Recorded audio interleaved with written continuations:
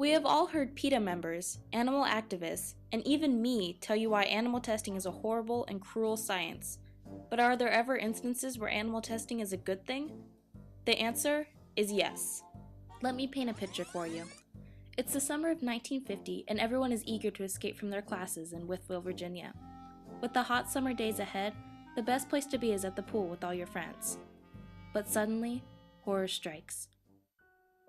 Movie theaters are shut down, baseball games were canceled, and panicking parents kept their kids indoors, anything to keep them safe from an invisible invader. Outsiders sped through town with their windows rolled up and bandanas covering their faces. The ones who couldn't escape the perpetrator were left paralyzed, and some died in the wake of the devastating and contagious virus. Polio had struck in Wytheville. The town was in the midst of a full-blown epidemic. That year alone, more than 33,000 Americans fell victim, half of them under the age of 10. Polio is a viral disease that can affect nerves and can lead to partial or full paralysis, which means a complete loss of muscle function. It can be brought on very suddenly by direct person-to-person contact or contact with infected nasal or oral bodily fluid. Young adults and children would often be confined to the dreaded iron lung, a form of medical ventilator that enables a person to breathe when normal muscle control has been lost or the work of breathing exceeds the person's ability. These cruel traps left many children captive for months with no escape. You couldn't move, you couldn't look around, you couldn't do anything but wait for a cure. So how does this relate to animal testing? With funding from the March of Dimes campaign, Dr. Jonas Salk set out to create a vaccination from the dreaded polio epidemic that was striking the American nation, alongside his biggest asset, the monkey. Monkeys were used in polio vaccine creation to test the effectiveness of the vaccine. Salk administered his test trials of his vaccine in monkeys and was able to come to the conclusion that it was, in his own words, safe, effective, and potent. This testing alone saved countless human lives by preventing bad vaccines from having negative side effects in the already suffering children. So tell me, is an effectiveness test in a monkey really worse than the extreme physical and emotional pain that these children had to face day after day? No, it's not. Animal testing saves lives and has led to the cure for many diseases, including polio, smallpox, tetanus, rabies, and many others. That's why this disease has been literally extinguished from the United States, and for that, we can thank the brave monkey.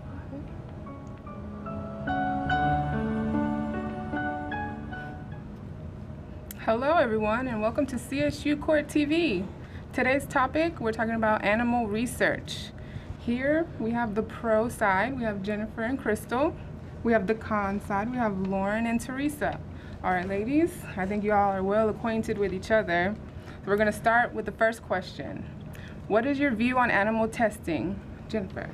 It is imperative that animal testing is to be done. Animal testing has contributed to many life-saving cures and treatments. Biomedical Research Association states that nearly every medical breakthrough in the last 100 years has resulted directly from research using animals. Experiments in which dogs had their pancreases removed led directly to the discovery of insulin, which is critical to saving the lives of diabetics. All right. Lauren, what is your view? I disagree. I think animal testing is cruel and inhumane. The Humane Society states that animals used in experiments are subjected to forced feedings, prolonged periods of physical restraint, food and water deprivation. They are inflicted to burns and other wounds to study the healing process, and some animals are killed by carbon dioxide and neck breaking or decapitation of other means. Cosmetic companies test shampoo on rabbits' eyes by holding them open by clips, sometimes for multiple days. There's a common test called the LD50, lethal dose 50, which involves finding out which dose of chemical will kill 50% of the animals being used in the experiment. And in 2010, the U.S. Department of Agriculture reported that 97,123 animals suffered pain during experiments while being given no anesthesia for relief. But animal research has also contributed to major advances in understanding and treating conditions such as breast cancer, brain injury, childhood leukemia, and many others, and was instrumental in the development of pacemakers and cardiac valve substitutes. These chemicals kill 50% of these animals that they're being tested on. Can you explain that? What chemicals specifically are you referring to? The one you just mentioned in your statement. Ooh, all right then, ladies. Let's just move on to the next question. Is it better to use testing methods on animals or find an alternative method? Teresa. It's better to use the alternative method, only because we cannot compare rats, animals, and birds to humans. It just, the genetic makeup just is totally different. No, there is no adequate alternative to testing on a living, whole body system. Living systems are extremely complicated. Cultures in petri dishes, they're helpful, but they're not going to let you study what goes on in the central nervous system, the endocrine system, or the immune system. Of course they're different. That's why it's not going to work. Their makeup is different, our makeup is different. If it doesn't work, if it works on an animal, it doesn't mean it's going to work on us. Evaluating a drug needs study on the circulatory system for side effects. You can't do that in a petri dish. So sacrifice these animals. Well, bias and high blood pressure, they cannot be studied in a tissue culture. Come on, get real. All right, ladies. So are animals genetically similar to humans? Jennifer. Yes, animals are genetically similar to humans. Chimpanzees share 99% of their DNA with humans, and mice are 98% genetically similar to humans. All mammals, including humans, are descended from common ancestors, and all have the same organs that function in the same way, with the help of a bloodstream and central nervous system. Lauren. Again, I'm going to have to disagree with you. Animals are very different from human beings, and they make poor test subjects. There are major anatomic, metabolic, and cellular differences between animals and people that make them poor models for human beings. Paul Furlong was a professor of the clinical neuroimaging at Aston University, and he states that it's very hard to create an animal model that equally relates to what we want to try to achieve in the human. I'm sorry, Jennifer, but at the end of the day, you just cannot compare a human to a rat. Because animals and humans are so biologically similar, they are susceptible to many of the same conditions and illnesses, including heart disease, cancer, and diabetes. Approximately 95% of these animals are rats and mice, specifically bred for research. 4.25% of these animals include rabbits, guinea pigs, sheep, frogs, insects, and other species. Most importantly,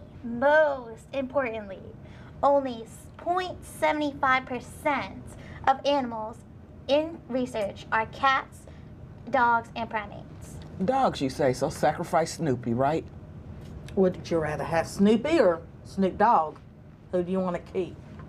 Snoopy can definitely go, and Snoop Dogg can stay. All right. If you can't drug test on humans, is animal testing a safe alternative? Crystal? Animals must, and I mean must, be used in cases where the ethical consideration prevents the use of human subjects. Testing medication for toxicity, human lives cannot be put in danger. It's unethical to perform invasive experiments procedures on humans before they've been tested on the animals. If they're so similar to us, then why can't they have the same rights? Would you rather the animal go or you go before the procedure? What about the testing of medications? Why can't we save everyone? You can't do it without the animals. We use the Petri dish. I disagree. Petri dish doesn't show everything with the circulatory system, endocrine system, nervous system. Well, we'll come up with different tests. Until then, we need the animals. You cannot have our animals. We'll see. You cannot have our people. What are benefits of animal testing, Lauren? Well, I'm going to talk about actually some of the negative, not the benefits, how they do not benefit. Animal tests mislead researchers into ignoring potential cures and treatments. Some chemicals that are harmful to animals prove valuable to humans. An example would be aspirin. It is dangerous for some animal species, but it is used to lower the risk of organ transplant rejection and was almost shelved because of the negative animal results. Examples like this cause a source of human suffering because there may be a potential of dozens of promising drugs that get shelved when they cause problems in animals that may actually not even be relevant for humans. Definitely. Jennifer, what do you have to say? Animals make better research subjects than human beings because of their much shorter life cycles. Laboratory mice, for example, live only for 2 to 3 years, so researchers can study the effects of treatments or genetic manipulation over a whole lifespan or across several generations, which would be almost impossible by using human subjects. Mice and rats particularly are well suited to long-term cancer research, partly because of their short lifespans. In addition, scientists can easily control the environment around animals, such as their diet, temperature, and lighting, which would be difficult to do with humans. 2 or 3 years, you say? So a baby, maybe his 2 or 3 years are up, so why don't we test on him? 2 or 3 years, that's a lot. Because the lifespan of a human is not 2 or 3 years. To study on that child, that's like 80, 90 years to get the whole lifespan through. But all of that is irrelevant if the effects are different on animals than humans, such as aspirin. That's right. That's right. Valid points. All right. Are animals protected by laws in treatment? Teresa. Of course they're not. The Animal Welfare Act does not protect all species. For example, rats, fish, birds, they're not protected. Who's going to do experimental drug testing or whatever on a fish or a bird? Animal research is highly, highly regulated. There's laws in place to protect these animals from mistreatment, from the local to the state laws to guidelines. There's groups like the AWA, which is Animal Research. It's regulated by the Animal Welfare Act, is the AWA, and it's been regulating animal research since 1965. This isn't something new, and there are stipulations for minimal housing standards, and regular inspections are made by vets. They don't protect against abuse or mistreatment. Before animals are able to be used in research, they must be approved by the IACUC. And in case you don't know who that is, that's the Institutional Animal Care and Use Committee. Okay, how do you explain the lethal dose 50 common test, commonly known, that kills 50% of the experimental animals? I don't think that's very caring. You have to know how much medication you can give before you kill a person in the emergency room. And approximately 95% of these animals are rats and mice, which are specifically bred for research. So mice and rats are bred just for research purposes. Not to cuddle with and play with. Valid, valid. Does the life cycle of animals make them better test subjects than humans? Lauren? No. Animal tests do not reliably predict results in human beings. In fact, 94% of the drugs that pass animal tests fail in human clinical trials. There was a study done that showed that 100 stroke drugs that were effectively tested on animals failed in humans. And on the other hand, 85% of HIV vaccines failed in humans after working well in animals. Jennifer, do you have anything to say? Yes. Animals have a shorter life cycle than humans, as I stated earlier, and they can be studied throughout their entire lifespan across several generations. So scientists, like I said before, can easily control the environment in which animals are around, and it would be difficult to do that with humans. All right. Does animal testing save more government research dollars than testing on humans? Of course it Teresa? doesn't. Animal testing costs $32,000. Non-animal testing, $1,300. And in vitro is a mere $7,000. What do you think? You do the math. Well, what I know is animal researchers treat animals very humanely for animals' sake and to ensure the reliable test results. Animals are cared for by many different people, not just one or two, many. They got the vets, the husbandry specialists, and animal health techs. They're not stressed and they're not crowded, because if they're stressed and crowded, they'll produce unreliable test results. We don't need unreliable test results. So they're not stressed, they're not crowded. It's in the best interest of the researchers not to cut corners. You don't want to cut the corners and crowd them and stress them out or neglect the welfare issues, because if you do, you're going to get unreliable test results. These experiments guarantee nothing. Do the lab animals have any rights, or are we just wasting their lives? Lauren. They do not, I'm sorry, can you repeat your question? Do the lab animals have any rights, or are we just wasting their lives? Most experiments involving animals are flawed. They are simply wasting the lives of the animal subjects. A 2009 peer-reviewed study found serious flaws in the majority of the publicity founded in the US and UK animal studies using rodents and primates. 87% of the studies failed to randomize the selection of animals, and 86% did not use blinding. All of these throw off the statistics and make the test, incorrect and invalid. Only 59% stated what the hypothesis or objective of the study was and the number and characteristics of the animals used, which is, again, giving everyone a flawed view of Bias. of how the experiments are really happening. And because the majority of the animals used in biomedical research are killed during or after the experiment, it sacrifices lives for poor research. Jennifer? Animals do not have the cognitive ability or moral judgment that humans do. Because of this, they're treated differently than humans by nearly every culture throughout recorded history. If we granted animals rights, all humans would have to become vegetarians, and hunting would need to be outlawed. I agree. All right, so what do religious views say on the matter of how animals are treated? Crystal? Religious traditions allow for human domain over animals. As it states in the Holy Bible, Genesis 1:28, and God said, "Let them, which are humans, have dominion over the fish of the sea, over the fowl of the air, over the cattle, and over all the earth, over every creeping thing that creepeth upon the earth." And then there are other things such as the Jewish, the Christians, and Muslims. We all have teachings that allow for animal experimentations as long as there is no unnecessary pain inflicted on the animals, and that there is going to be a real possibility of human benefit.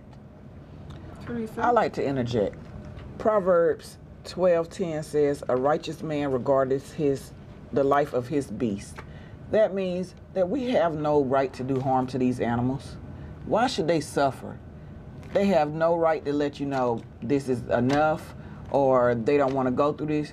You just do what you want to do, and guess what? If they don't survive, you just toss them in the trash can. No. God gave us dominion over the animals to use for our benefit, such as eating. Go back to what you said, no harm to the animal. Well, then you must be a vegetarian, because it harms an animal to eat them. Have you ever seen a slaughterhouse? Believe me, testing for medical purpose that benefit human, that's a lot better on an animal than going to the slaughterhouse to end up on your dinner table. I'm sure or there's worse, other the dog options. food bowl. I'm very sure there's other options. Yeah, vegetarian. All right, ladies, you all had valid points. I did listen to everyone, but my vote on the matter is with the con side. I object, And why is that? because I think our side's better. We need animals for animal research. How are we going to get the vaccines that we use to prevent all of these diseases and illnesses?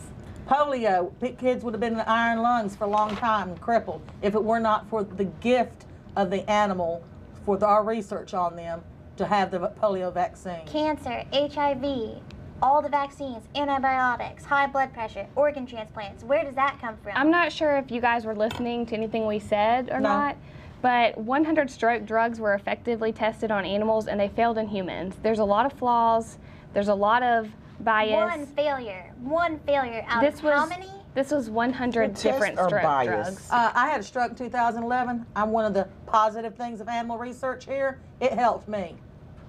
Okay, that's you. What about the thousands of people that didn't help? What about the thousands sacrificed? What about the thousands of animals sacrificed? For one human life, would you rather kill the human to save Scruffy? Are we going back to the Snoop Dogg Let's again? go back to our example earlier. Would you rather sacrifice Snoopy to save Snoop Dogg? Sure. I mean, Woodstock probably would say save Snoopy, but on the human side, Snoop Dogg. What can you say? I think we've established that there are other alternative methods that are safer for all. I didn't hear any. One good thing about this is the final decision lies in the hand of our gracious judge, and she has decided. Well, thank you, ladies, for participating in today's debate. Thank you. Thank you for having us. We're going to end the show with the video following this. All right.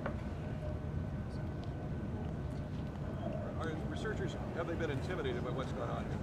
I think that it's safe to say that these kinds of actions have often hit their mark. They induce fear, but the question is, what do you do about it? Do you stay at home? Do you cower? Or do you develop a resoluteness and a commitment to moving in a different direction along a pathway that's going to counteract that? And it took us a while, but here today, we've reached that point.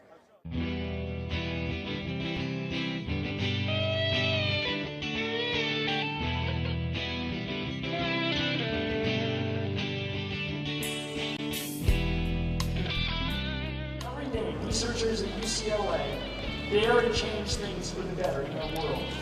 They are courageous and they shouldn't have to worry about threats to their safety. They should be able to pursue breakthrough discoveries peacefully so that they may change lives all over the world, here in the United States and everywhere. What do we want? What do we want to? What do we want? What do we want to? What do we want? Penicillin! Animal research! Anesthetic! Animal research! Insulin! Animal research! Vaccine! Animal research! Antibiotics! Animal research! Transplant! Animal research! MRI! Animal research! Penicillin! Animal research! Yes, the answer! What's the answer? Animal research!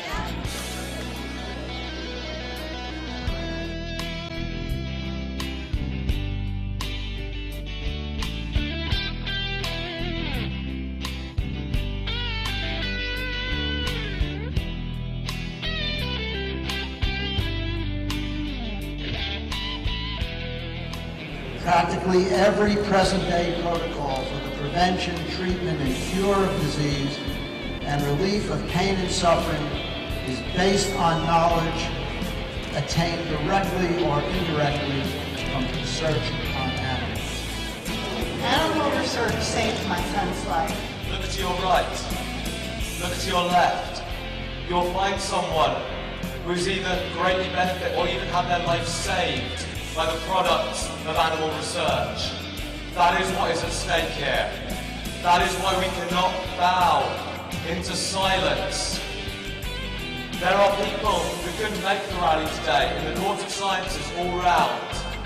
People who are worried, people who want to know that their research matters.